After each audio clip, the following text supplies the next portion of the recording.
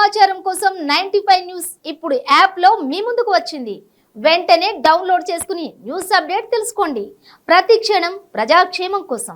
Welcome to 95 news. ప్రతి క్షణం ప్రజాక్షేమం కోసం. నేను మీ మాధురి. ఈరోజు మనతో పాటు ఉన్నారు Daripalli Rajasekhar Reddy, GHMC floor leader. ఆయనతో మాట్లాడేద్దాం ఇప్పుడు. నమస్తే సార్. సార్ మీరంటే అసలు ముందుగా చెప్పండి, ఎల్బీ నగర్ జీహెచ్ఎంసీ ఫ్లోర్ లీడర్గా ముందుగా అయితే ఇప్పుడు ఎలక్షన్స్ హవా నడుస్తోంది. అసలు అక్కడ ఎలా ఉంది అనుకుంటున్నారు? అంటే ఇప్పుడు కాంగ్రెస్ ఎలా ఉండబోతోంది, ఫ్యూచర్ ఎలా ఉంటుంది అనుకుంటున్నారు? చూడమ్మా, కాంగ్రెస్ పార్టీ అధికారంలో రావడం 100% ఖాయమైపోయింది. ఇంకెవ్వరు ఆపే లేదు, ఇంకెవ్వరు ఆపే పరిస్థితి లేదు. ఎందుకంటే ప్రజలు విసుకెత్తిపోయారు వీళ్ళ మాటలతో. 10 ఏళ్ళుగా వీళ్ళు చెప్పుకుంటా చేసే తక్కువ చెప్పేది ఎక్కువ అన్నట్టు ప్రజలు విసుకెత్తిపోయారు. ఎట్టి పరిస్థితుల్లో ఈ రాష్ట్రంలో ఈ తెలంగాణ రాష్ట్రంలో వచ్చేది కాంగ్రెస్ ప్రభుత్వం అనేది అందరికీ తెలుసు. అభ్యర్థుల ప్రకటన ఎందుకు లేట్ అవుతుంది అంటారు? అంటే ఎప్పుడు ప్రకటిస్తారు? ఆల్రెడీ ఆ నోటిఫికేషన్ డేట్ వచ్చేసింది November 30. సో ఇంకా అభ్యర్థులనే ప్రకటించలేదు. ఎందుకు ఇంత ఆలస్యం అవుతుంది అంటారు? అభ్యర్థుల ప్రకటన అంటే అంత ఈజీ కాదమ్మా. ఇప్పుడు ఎన్నో డ్యూ కన్సల్టేషన్స్ తర్వాత ఒక సయోధ్య వచ్చిన తర్వాత వీళ్ళతో ఇబ్బందులు ఉంటాయి. కొంచెం టికెట్ రాని వాళ్ళు నిరాశపడుతుంటారు. వాళ్ళందరినీ కూడా మెల్లిగా ఒక ప్లాట్ఫామింగ్ తీసుకొచ్చినాక చేసే ప్రయత్నం చేస్తారు. అది ఏ పార్టీ అయినా ఉండని. ఇప్పుడు డెమోక్రసీ లేని పార్టీలు ఇంట్లో కూర్చొని డిక్లేర్ చేస్తాయి. మా డెమోక్రసీ ఉన్న పార్టీ కదమ్మా. సో మాకు ప్రాసెస్ ఉంది, ఒక కమిటీ ఉంది, ఎలక్షన్ ప్రాసెస్ ఉంది, మళ్ళీ ఎలక్షన్ కమిటీ ఉంది, చీఫ్ ఎలక్షన్ కమిటీ ఉంది, ఇవన్నీ ఉన్నాయి. కాబట్టి మాకు కొంచెం టైం టేకింగ్ ప్రాసెస్ తప్ప అభ్యర్థుల ప్రకటన ఏముందమ్మా, ఈరోజు రాత్రి కూర్చొని పేర్లు రాసేసి నేను కూడా ఇచ్చేయచ్చు. కానీ అది కాదు. ఎప్పుడైనా ఒక సిస్టంలో ఒక ప్రజాస్వామికం, మనం డెమోక్రసీలో ఉన్నాం కాబట్టి దాన్ని డెమోక్రటిక్గా ఆలోచించాల్సిన అవసరం ఉన్నది. అంటే ఇప్పుడు కేటీఆర్ అనేది ఏంటంటే మేము 100 ఎమ్మెల్యే స్థానాలు గెలిచి చూపిస్తాం అంటున్నారు. దాని గురించి మీరు ఏమంటారు? ఇప్పుడు నేను ఒక్కటే అంటున్నామ్మా, ఇప్పుడు 100 ఎమ్మెల్యేలు గెలుస్తాడా, 500 ఎమ్మెల్యేలు గెలుస్తాడా, 1000 ఎమ్మెల్యేలు గెలుస్తాడా కాదు. మేము ఒకటే కోరుకుంటున్నాం. 10 ఏళ్ళు మీకు అధికారం ఇచ్చినాం కదా. ఇప్పుడు తెలంగాణ ఫామ్ అయిన తర్వాత మీరే ఉన్నారు. 10 ఏళ్ళు అధికారం ఇచ్చినాక మీరు కొత్తగా మేనిఫెస్టోలు, కొత్తగా దానికోసం ఆలోచించాల్సిన అవసరం ఉంది. మీరు పనితీరు మంచిగా ఉంటే మీరు గెలిపిస్తారేమో. వాళ్ళు ఏమంటున్నారంటే వీళ్ళు 60 ఏళ్లలో చేయలేంది మేము 10 ఏళ్ళలో చేసి చూపించాం కదా. 60 ఏళ్లలో మేము చేయకుంటే ఈ బల్ల కాడ నుంచి, ఈ కెమెరా కాడ నుంచి నువ్వు మాట్లాడే మౌత్ పీస్ దాకా తయారు చేయించింది కాంగ్రెస్ పార్టీ. ఈరోజు చంద్రయాన్ 3 పైన మన ఇస్రో నుంచి మనం పైకి చంద్రయాన్లకు తీసుకుపోయిందంటే ఈరోజు కాంగ్రెస్ పార్టీ చేయకుండానే అయిందా? ఏదో కథలు చెప్తున్నారు. అవన్నీ కథలు వినడానికి ఎవరు లేడు. ఆల్రెడీ చెప్పే కాడికి చెప్పేసిండ్రు. ఆయన ఒక మాట మన కేటీఆర్ గారిని చాలా క్లియర్గా అడగాలని ఉంది. వారంటీ లేదు, గ్యారంటీ లేదని మాట్లాడుతున్నాడు కదా. ఏమి వారంటీ ఉందని మా కాంగ్రెస్ 12 మంది ఎమ్మెల్యేలను మీరు పర్చేజ్ చేసిర్రు. నిజంగా మనకు ఫోన్ కొన్నప్పుడు వారంటీ చెక్ చేసుకుంటామమ్మా. ఈ ఫోన్ వారంటీ లేకుండా కొంటామా మనము? వారంటీ అయిపోతే గ్యారంటీ అయిపోతే కొంటామా? సో 12 మంది ఎమ్మెల్యేలకి వారంటీ ఉంటేనే కదా నువ్వు కొన్నది. కాంగ్రెస్ పార్టీ ఇచ్చిన వారంటీ 5 ఏళ్ళ వారంటీ. వాళ్ళకి ఇంకా ఈ November 3 వరకు వాళ్ళకి వారంటీ ఉంది. మీరు అందుకోసమే కొన్నారు కదా. మీరు వారంటీ లేదని ఎట్లా మాట్లాడతారు? ఆయన వారంటీ లేని గ్యారంటీ అన్నారు. తర్వాత మళ్ళీ ఇప్పుడు రీసెంట్గా అయితే మీకు బీఆర్ఎస్ స్కీములు కావాలా, కాంగ్రెస్ స్కాములు కావాలా అని అడుగుతున్నారు ప్రజల్ని. దాని గురించి ఏమంటారు? ఇప్పుడు ఒకటే నేను చెప్పేదమ్మా, ఇప్పుడు స్కామ్ అంటే ఈరోజు ఈ తెలంగాణ ఫామ్ అయిన తర్వాత స్కామ్ అంటే టక్కున గుర్తొచ్చేది కాళేశ్వరం ప్రాజెక్టు. వేరే ఏ ప్రాజెక్టు మనకు గుర్తురాదు. గుర్తొచ్చేదే కాళేశ్వరం ప్రాజెక్టు. మీరు ఏం చేసిరు అసలు నాకు చెప్పండి. ఈ తెలంగాణలో నేను ఒక విశ్వనగరం, ఈ హైదరాబాద్ నగరం గురించే మాట్లాడతామా.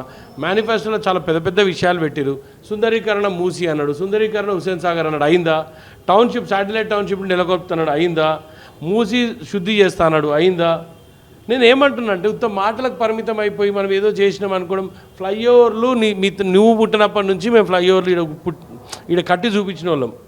పివి నరసింహారావు ఎక్స్ప్రెస్ హైవే ఎక్కడి నుంచమ్మా, మేదిపట్నం నుంచి ఆరంగర్ చౌరస్తా వరకు కట్టి చూపించినాం. ఈరోజు తాతకు దగ్గర నేర్పినట్టు కాంగ్రెస్ పార్టీకి మీరు పాఠాలు నేర్పితే ఎట్లా? ఇప్పుడు యాక్చువల్ బీజేపీ వాళ్ళ గురించి మాట్లాడుకుంటే ఈరోజు అయితే అమిత్ షా వచ్చారు. సో వాళ్ళు కూడా యాక్చువల్గా మోదీ గారిని దించారు. సో వీళ్ళు కూడా యాక్చువల్గా ఇప్పుడైతే బాగా గెలిచేటట్టే ఉన్నారు అనిపిస్తోంది. సో అది ఎలా ఉండబోతోంది అంటారు? బీజేపీ ఒక అవుట్డేటెడ్ పార్టీ. తెలంగాణలో బీజేపీకి అంటూ ఏమి లేదమ్మా. బీజేపీ అసలు దేనికి పనికిరాదు తెలంగాణలో. బీజేపీ గురించి మాట్లాడాల్సిన అవసరం లేదు. బీజేపీ ఏంటంటే ఏమన్నా 1000 ఓట్లు 2000 ఓట్లు కాన్స్టిట్యున్సీ వైజ్గా పడితే ఆ ఓట్లు చీల్చడానికి బీజేపీ ఉంటుంది తప్ప దానికి మించి బీజేపీ వల్ల ఇక్కడ ఉన్న ప్రజలకు ఎలాంటి వాళ్ళతో అవసరం ఉండదు. వాళ్ళు ఓన్లీ పొద్దున్న లేస్తే పొద్దున్న లేస్తే మతం చిచ్చు పెట్టి ఎట్లా డివైడ్ చేయాలని ఒక ఆలోచన తప్ప వాళ్ళకి నిజంగా కన్స్ట్రక్టివ్గా ప్రజలకు డెవలప్మెంట్ కోసం ఆలోచించాల్సింది వాళ్ళు చేయరు కాబట్టి వాళ్ళ గురించి మాట్లాడాలి. వాళ్ళు కూడా మరి ఇప్పుడు మొన్న పసుపు బోర్డు అని తర్వాత గిరిజన టెక్స్టైల్ ఫ్యాక్టరీ ఇవన్నీ పెట్టారు కదా సార్, వాళ్ళ గురించి 9 ఏళ్ళ తర్వాత పూజ చేసి అగరబత్తులు ముట్టించినాక ఇప్పుడు ఎలక్షన్ కోతుంది. ఇప్పుడు అమ్మ పెట్టేది 9 ఏళ్ళు ఏం చేసిరు? పసుపు బోర్డు ప్రకటించింది ఎప్పుడు? మరి ఇంత టైం ఎందుకు పట్టింది? గిరిజన యూనివర్సిటీ ఎప్పుడు అదే విభజన హామీ ఇన్ని రోజుల తర్వాత ఎందుకు నెరవేర్చాల్సిన అవసరం ఉంది? అప్పుడే ఎందుకు నెరవేర్చలేదు? సో ఈ ఫ్యాక్టర్స్ అన్ని ఇన్ఫ్లుయెన్స్ అవుతాయి. అంటే ఇప్పుడు బీజేపీ వాళ్ళు ఏమంటున్నారంటే ఈ బీఆర్ఎస్ కాంగ్రెస్ ఒకటే, ఈ బీఆర్ఎస్ నుంచి వెళ్తున్న ఎమ్మెల్యేలు అందరినీ కూడా కేసీఆర్ఏ పంపిస్తున్నారు, మళ్ళీ కాంగ్రెస్ గెలిచిన తర్వాత ఇందులోకి వచ్చేస్తారు అని ఆ వాదనలు వినిపిస్తున్నాయి. దాని గురించి ఏమంటారు? అమ్మ బీజేపీ పార్టీ గురించి మాట్లాడాల్సిన అవసరమే లేదు అసలు. నాకు బీజేపీ అంటే నేను చెప్తున్నా కదా, అసలు బీజేపీ పార్టీ గురించి డిస్కషన్ జరిగితే కూడా నాకు డిస్కషన్లో పోబుద్ది కాదు. ఎందుకంటే వాళ్ళకి ఆ మనసులో ఆ మతం ఎప్పుడైతే కూర్చుంటుందో ఏమేమో మాట్లాడతారో వాళ్ళకే అర్థం కాదు. నేనేమంటున్నంటే ఎమ్మెల్యేల గురించి మాట్లాడడం ఇవంతా, వాళ్ళ దగ్గర నుంచి చాలామంది కార్పొరేటర్లు కాంగ్రెస్లోకి పోయినారు, అంటే బీఆర్ఎస్లోకి పోయారు. వాళ్ళు ఎట్లా చూస్తారు మరి? అది సరే, ఆ రోజున్న పరిస్థితులు ఏం చేసినాయో కానీ మేము చెప్తున్నాం కదా, 12 మంది ఎవరైతే మా పార్టీ నుంచి పోయారో ఆ 12 మందిని ఫస్ట్ ఓడగొట్టే ప్రయత్నం, ఓడగొట్టాల్సిన అవసరం ఎంతకైనా ప్రజలకు ఉన్నది. సార్ అంటే బయట పార్టీలు ఓకే కాంగ్రెస్ గురించి మాట్లాడితే ఓకే సరికాదు అంటారు, బట్ కానీ కాంగ్రెస్లో వాళ్ళే మాట్లాడుతున్నారే ఇప్పుడు టికెట్లు వచ్చే సమయంలో బయట వాళ్ళకి ఎక్కువ ఇస్తున్నారు అని చెప్పి. ఇప్పుడు నిన్నైతే గోషామహల్ వాళ్ళు 11 మంది కూర్చొని ధర్నా చేశారు, మాకు టికెట్లు రాకుండా బయట వాళ్ళకి ఇస్తున్నారు, మా 11 మందిలోనే ఇవ్వాలని. ఇలాంటి వాదనలు చాలా వినిపిస్తున్నాయి కాంగ్రెస్లో కూడా. మరి దాని గురించి నేను ఏమంటున్నా, ఇప్పుడు టీఆర్ఎస్ పార్టీలో ధర్నా కాదు, కనీసం అడిగే నైతిక హక్కు కూడా కోల్పోయారు వాళ్ళు. అంటే వాళ్ళని డోర్ దగ్గర కూడా రానియరు. అదే కాంగ్రెస్ పార్టీలో ఆ ప్రజాస్వామ్యం ఉందమ్మా. India is an democratic country. ఈ డెమోక్రసీలో ప్రతి ఒక్కరికి అడిగే హక్కు ఉంటుందమ్మా, ఎందుకు ఉండొద్దు? ఎస్, ఇప్పుడు ఎవరు ధర్నా చేసినా వాళ్ళ హక్కుల కోసం అడుగుతున్నారు. అప్పుడు పార్టీ ఇంటర్ఫియర్ అవుతుంది. ఎందుకు ఇస్తలేము, ఎందుకు ఇస్తున్నాము, ఎందుకు ఎదుటి మనిషికే ఇవ్వాల్సిన అవసరం ఏమొచ్చింది, ఆయన పనితీరు ఎట్లుంటుంది, రేపు పార్టీ ఇంకా ఈవెన్ వాళ్ళని ఎట్లా యూజ్ చేసుకుంటుంది అనేది అందరు క్లియర్గా చెప్తారు. మీలాగా మేము శాసిస్తున్నాం మీరు ఓండి అంటే కాదు కదా.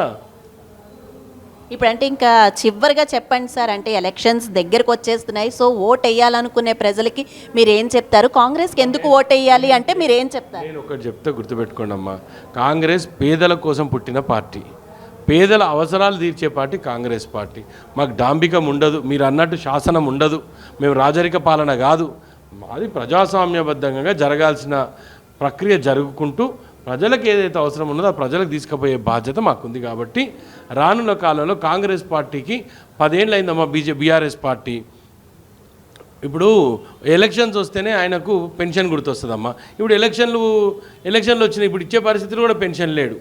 సో ఇవన్నీ కూడా రానున్న కాలంలో కంపల్సరీ ముందుకు వస్తాయి, ఈ అంశాలన్నీ కూడా ఫోకస్లోకి వస్తాయి. కాబట్టి మనం ఏది ఏమైనా రానున్న ఈ తెలంగాణ రాష్ట్రంలో కాంగ్రెస్ రావడం ఖాయం. Thank you so much.